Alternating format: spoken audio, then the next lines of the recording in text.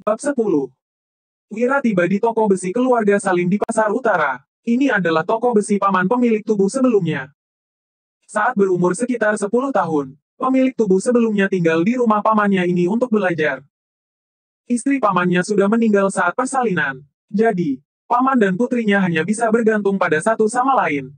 Mereka bersikap sangat baik terhadap pemilik tubuh sebelumnya. Namun, pamannya menentang pernikahan pemilik tubuh sebelumnya dengan Wulan 3 tahun yang lalu. Bagaimanapun juga, ada rumor bahwa keluarga Linardi akan dilenyapkan. Pamannya khawatir pemilik tubuh sebelumnya akan terlibat masalah.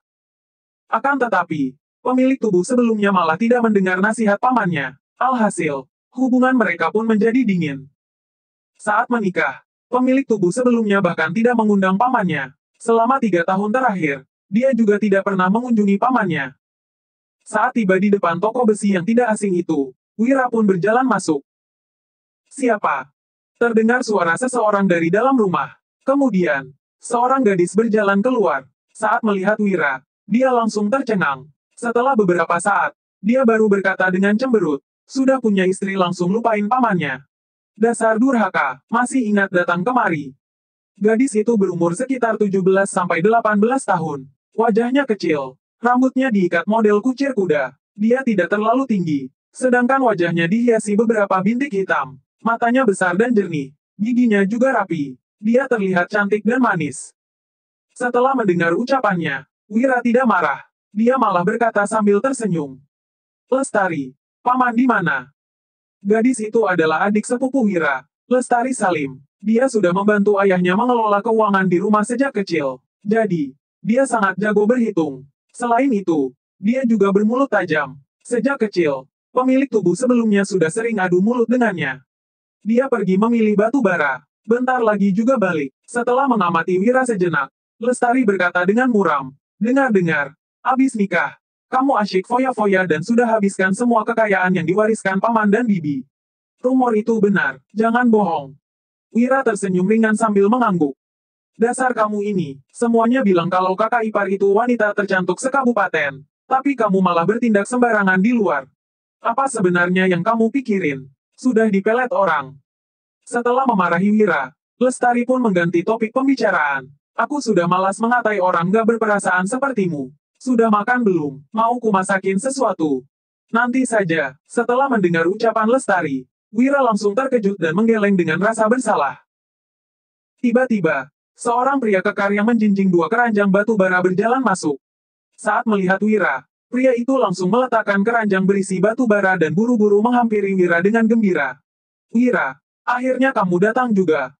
Orang itu adalah paman pemilik tubuh sebelumnya. Namanya Suryadi Salim. Dia sangat menyayangi pemilik tubuh sebelumnya seperti putra kandungnya sendiri. Namun, pemilik tubuh sebelumnya masih belum dewasa.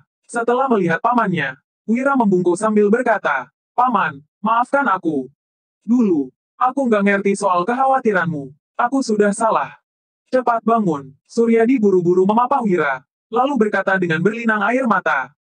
Paman juga salah. Sebagai orang dewasa, seharusnya aku tetap pergi mengunjungimu meski kamu nggak datang jenguk aku. Tapi sekarang sudah nggak masalah. Lestari, cepat pergi beli 1/4 kilo daging sapi untuk Wira. Dengar-dengar, ada yang jual ikan yang masih hidup juga di pasar timur. Pergi beli seekor untuk kakakmu ini. Harga daging sapi setengah kilo 100 gabak. 1/4 kilo sudah mau 50 gabak. Harga seekor ikan segar setengah kilo 80 gabak. Yang sekilo seekor sudah mau 160 gabak. Ditambah dengan bahan lainnya. Cuman makanan untuk dia seorang sudah menghabiskan 300 gabak. Ayah, dia sudah nggak datang jenguk kamu selama 3 tahun. Tapi kamu malah begitu senang begitu dia datang minta maaf.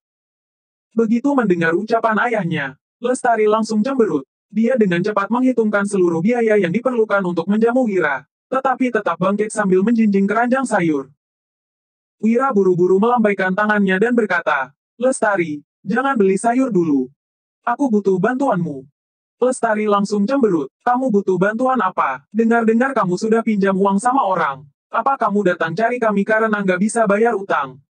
Lestari, setelah memelototi putrinya, Suryadi bertanya pada Wira.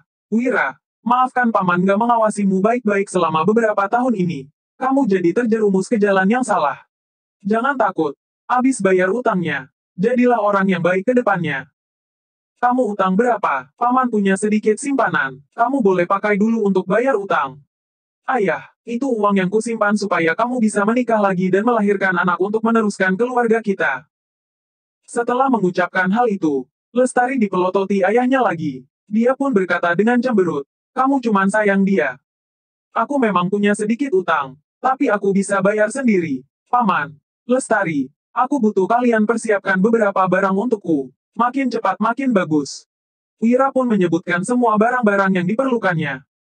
Panci besi, corong, lumpur kuning, panci besar, kamu perlu itu semua buat apa? Setelah mendengar benda-benda yang diperlukan Wira, Lestari pun bertanya dengan kebingungan. Namun, kedua orang itu segera mempersiapkannya. Tidak lama kemudian, Hasan, Sony, Danu dan Dodi tiba di depan toko besi keluarga Salim. Mereka berempat berdiri di depan pintu dengan canggung. Suryadi buru-buru mempersilakan mereka masuk. Saat melihat barang bawaan mereka, Suryadi berkata dengan terkejut, mau datang ya datang saja. Buat apa bawa begitu banyak barang? Harga setengah kilo gula mentah sudah 100 gabak. Ini setidaknya ada sekitar 20-25 kilo. Harganya paling nggak 4.000 gabak. Sebuah kotak cendana sebesar ini paling nggak 1.000 gabak. 2 biji sudah 2.000 gabak. Selembar sapu tangan sutra ini 500 gabak. 2 lembar sudah 1.000 gabak. Jubah sutra dan sepatu bot dari toko penjahit keluarga Solia paling nggak 1.500 gabak. Giok ini paling nggak 4.000 gabak. Sebuah kantong wewangian ini 2.000 gabak. 2 ekor ikan besar dan 10 ekor ikan kecil ini masih hidup. Beratnya paling nggak 15 kilo. Bisa dijual sekitar 900 gabak. Setelah melihat barang-barang yang dibawa Hasan dan yang lainnya, Lestari langsung menyebutkan semua harga-harganya. Keempat orang itu pun menatap Lestari dengan terkejut. Semua barang yang mereka beli harganya kurang lebih sama dengan harga yang disebut Lestari. Lestari benar-benar hebat. Wira, kamu toh nggak punya begitu banyak uang. Buat apa kamu bawa begitu banyak barang kemari? Entah apa yang dipikirkan Lestari sehingga dirinya tiba-tiba tersipu. Kami yang tangkap ikannya kemarin. Sebagian besar sudah terjual. Sisanya ini untuk kamu dan paman. Kemudian, Wira mengalihkan topik pembicaraan. Gula mentah ini bakal kuproses lagi buat dijual. Selebihnya, lihat saja nanti. Cepat masak dulu. Kami semua belum makan. Cepat pergi masak. Aku pergi beli daging dulu. Selesai berbicara, Suryadi pun pergi dengan membawa keranjang sayurnya. Sementara Lestari langsung masuk ke dapur untuk memasak. Wira pun memberi perintah kepada Hasan, Danu, Dodi dan Sony. Danu ditugaskan menutup pintu toko, sedangkan Dodi ditugaskan mencuci corong yang mereka beli tadi. Sony mengaduk campuran lumpur kuning dan Hasan menyalakan api untuk panci besar. Keempat orang itu sangat penasaran apa yang mau dilakukan Wira. Tidak lama kemudian, Suryadi pulang dari berbelanja sayur. Situasi di hadapannya membuatnya terkejut. Begitu api menyala, Wira menuangkan 3 bungkus gula mentah ke panci. Setelah gulanya mencair, dia langsung berkata, Sony, cepat masukkan cairan lumpur kuningnya. Hah, Sony langsung terkejut. Wira, yakin mau tuang? Gula di dalam panci ini paling nggak 1,5 kilo. Kalau sudah tuang campuran lumpur kuning ke dalam, gulanya sudah nggak bisa dimakan lagi. Kita bakal rugi 1.000 gabak. Hasan dan Danu juga terkejut. Jika lumpur kuning dituangkan ke dalam sirup gula akan terbuang sia-sia. Wira langsung mendesak, tuang saja. Kalau enggak, gulanya benar-benar bakal terbuang sia-sia. Setelah mendengar ucapan Wira, Sony langsung mengulurkan tangannya dengan gemetar. Jangan tunda lagi, ikuti saja perintah Kak Wira. Meskipun Dodi juga heran, dia langsung maju dan menuangkan seember cairan lumpur kuning itu ke dalam panci. Dia tidak tahu apa yang ingin Wira lakukan, tetapi dia akan mematuhi semua perintah Wira mulai sekarang. Begitu cairan lumpur kuning dituang ke dalam cairan gula, Wira langsung mengaduk dengan cepat. Lumpur kuning dan cairan gula pun menyatu. Tepat pada saat ini, Lestari berjalan keluar untuk menyuruh kelima orang itu makan. Setelah melihat keadaan itu, dia buru-buru berlari ke dapur dan berteriak, Ayah, Kak Wira menuangkan cairan lumpur kuning ke dalam gula mentah.